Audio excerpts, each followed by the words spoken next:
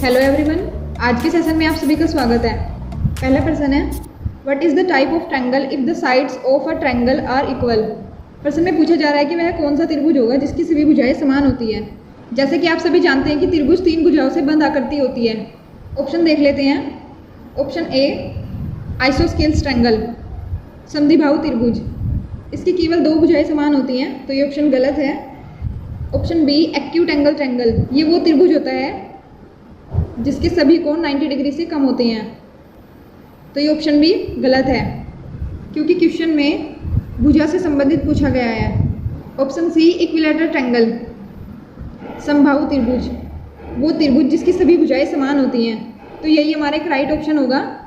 और option D है scalene triangle, विषमबाहु त्रिभुज, जिसकी तीनों भुजाएं या सभी भुजाएं अलग अलग होती हैं, तो ये ऑप्शन भी गलत है। तो ऑप्शन सी हमारे क्वेश्चन का एक राइट ऑप्शन होगा। अब देखिएगा आप, ऑप्शन बी में दिया गया है एक्यूट एंगल ट्रायंगल, जो कुछ इस प्रकार होता है। इसके तीनों एंगल 60 डिग्री के हैं, तो ये एक इक्विलैटरल ट्रायंगल ही होगा, लेकिन हम इसको एक्यूट एंगल ट्रायंगल भी कह सकते हैं।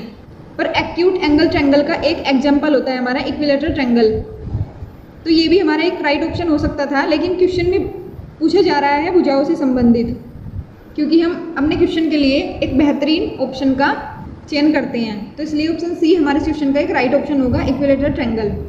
सेकंड क्वेश्चन है, what is the type of triangle if the 2 sides of a triangle are equal. वह कौन सा त्रिभुज है जिसकी 2 भुजाएं समान होती हैं। चलिए ऑप्शन देख लेते हैं। ऑप्शन ए आइसोस्केल्स ट्रायंगल, समद्विबाहु त्रिभुज, जिसकी केवल 2 भुजाएं समान होती हैं, जैसा कि क्वेश्चन में पूछा गया है, तो यही हमारा एक राइट ऑप्शन होगा। थर्ड क्वेश्चन है, वह त्रिभुज जिसके तीनों कोण 90 डिग्री से कम होती हैं, तो ऑप्शंस देख लेते हैं। तो जैसा कि अभी पिछले क्वेश्चन में बताया है, वो होता है acute angle triangle. Acute angle triangle एक ऐसा एंगल होता है जिसके तीनों कोण 90 डिग्री से कम होते हैं, तो देखते हैं ऐसा किस ऑप्शन में दिया गया है। Option B acute angle triangle, तो यही हमारे इस क्वेश्चन का एक राइट ऑप्शन होता है। फोर्थ क्वेश्चन है, what is the drawing instrument used for measuring angle. कोण को मापने के लिए प्रयुक्त ड्राइंग इंस्ट्रूमेंट क्या है। ऑप्शंस दिए गए हैं। Option A French curve, French curve का यूज हम वहाँ करते हैं जब हमें कर्व लाइन खींचनी होती है या कहीं पर कर्व बनाना है, तो ये ऑप्शन तो गलत है। ऑप्शन बी प्रोटेक्टर, जिसे हम चांदा बोलते हैं। प्रोटेक्टर हमारा एक ऐसा इंस्ट्रूमेंट है जिसकी हेल्प से हम एंगल को खींच भी सकते हैं और मेजर भी कर सकते हैं या माप भी सकते हैं, तो प्रोटेक्टर हमारे क्वेश्चन का एक राइट ऑप्शन है। Question number 5, how many measurements are required to define a triangle. त्रिकोण को परिभाषित करने के लिए कितने माप की आवश्यकता होती है। तो चलिए ऑप्शन देख लेते हैं।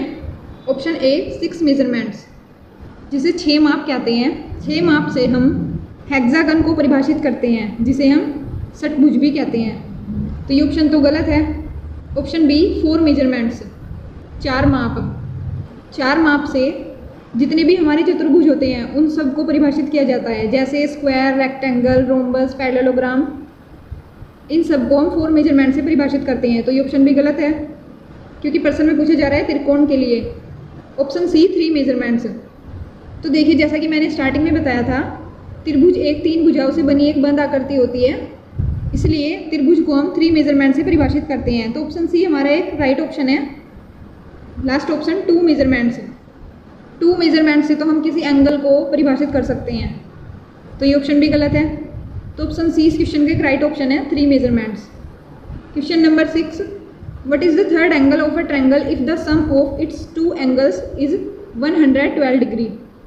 यदि किसी त्रिभुज का तीसरा कोण है तो उसके 2 कोणों का योग 112 डिग्री है। क्वेश्चन में बात की गई त्रिभुज के लिए, त्रिभुज के 2 कोणों का मान दे दिया गया है और तीसरे कोण का मान पूछा गया है, तो इसके लिए हम क्या करेंगे। जैसे कि आप सभी को पता होगा, त्रिभुज के तीनों कोणों का योग होता है 180 डिग्री, तो तीसरे कोण को हम x मान लेंगे। तो हम तीसरे कोण के लिए क्या करेंगे, 180 डिग्री में से 112 डिग्री को घटा देंगे, तो हमारे पास आ जाएगा x का मान 68 डिग्री, जो कि एक थर्ड एंगल का मान होगा। तो देखते हैं ऐसा किस ऑप्शन में दिया गया है। ऑप्शन बी 68 डिग्री, तो ऑप्शन बी इस क्वेश्चन का एक राइट ऑप्शन है। Question number 7, what is a plane figure bound by a curve formed by the locus of a point that move so that it is always at a fixed distance from a stationary point is its centre. प्रश्न में पूछा जा रहा है कि वह आकृति क्या होगी जो एक केंद्र बिंदु से एक निश्चित दूरी पर एक कर्व बनाती हो, तो उस शेप को क्या कहेंगे? तो ऑप्शन देख लेते हैं। फर्स्ट ऑप्शन इलिप्स, जिसे हम दीर्घवृत्त कहते हैं। इसकी आकृति कुछ इस प्रकार होती है, लेकिन इलिप्स में केंद्र बिंदु से एक निश्चित दूरी नहीं होती, तो ये ऑप्शन तो गलत है। ऑप्शन बी पैराबोला, जिसे हम परवलय कहते हैं। परवलय की भी केंद्र बिंदु से कोई निश्चित दूरी नहीं होती, तो ये ऑप्शन बी गलत है। ऑप्शन सी सर्कल, जिसे वर्त कहते हैं। तो चलिए सर्कल को कुछ इस प्रकार से समझते हैं। जनरेटिंग पॉइंट द्वारा एक निश्चित बिंदु से हमेशा समान दूरी बनाते हुए जो कर्व तैयार किया जाता है, तो इस प्रकार से हमें सर्कल आकृति प्राप्त होती है। तो ऑप्शन सी हमारा इस क्वेश्चन का एक राइट ऑप्शन है। ऑप्शन डी हाइपरबोला, इसकी शेप कुछ इस प्रकार होती है। इसकी भी केंद्र बिंदु से कोई निश्चित दूरी नहीं होती है, तो ये ऑप्शन तो गलत है। तो ऑप्शन सी इस क्वेश्चन का एक राइट ऑप्शन है। Question number 8, what is the linear length of the entire curve that is equal to pi D? D is the diameter.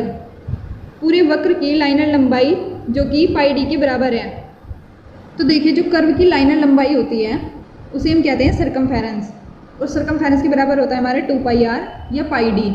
D है यहाँ डायमीटर, जो त्रिज्या का 2 गुना होता है, तो इसे हम 2 पाई आर भी कह सकते हैं या पाई डी भी कह सकते हैं। तो प्रश्न में पूछा जा रहा है पूरे कर्व की लाइनर लंबाई जो पाई डी के बराबर है उसे क्या कहेंगे? वो होती है सरकमफेरेंस। तो ऑप्शन सी हमारे क्वेश्चन का एक राइट ऑप्शन है। Question number 9, what is the part of circle between any points on it's circumference of periphery? Question में पूछा जा रहा है कि सरकमफेरेंस पर किसी भी बिंदु के बीच का जो चक्र का हिस्सा है उसे क्या कहते हैं? तो ऑप्शन देख लेते हैं। ऑप्शन ए कोड, जिसे हम जीवा कहते हैं। जीवा होती है सरकमफेरेंस के किन्हीं भी 2 पॉइंट को मिलाने वाली रेखा, उसे हम जीवा कहते हैं, तो ये ऑप्शन तो गलत है। ऑप्शन बी आर्क, आर्क होता है सरकमफेरेंस पर किसी भी पॉइंट के बीच का हिस्सा, उसे हम आर्क कहते हैं, जैसा कि प्रश्न में पूछा जा रहा है। तो ऑप्शन बी इस क्वेश्चन का एक राइट ऑप्शन होगा। आज के सेशन का नेक्स्ट एंड लास्ट क्वेश्चन है, what is the term for longest code of a circle? Question में पूछा जा रहा है कि वर्त की सबसे बड़ी जीवा कौन सी होती है? तो देखिए, आप सभी को पता है कि जीवा होती है हमारी सरकमफेरेंस से किन्हीं भी 2 पॉइंट से जाने वाली रेखा, उसे हम जीवा कहते हैं। और यदि यही रेखा वर्त के केंद्र से जाती हो तब वो हो जाता है हमारा एक डायमीटर, तो उसको हम डायमीटर कहते हैं। और डायमीटर ही किसी भी वर्त की एक सबसे लंबी जीवा होती है, तो ऑप्शन सी हमारे क्वेश्चन का एक राइट ऑप्शन होता है, डायमीटर। तो ये थी आज के सेशन के कुछ प्रश्न। मिलते हैं अगले सेशन में नए प्रश्नों के साथ।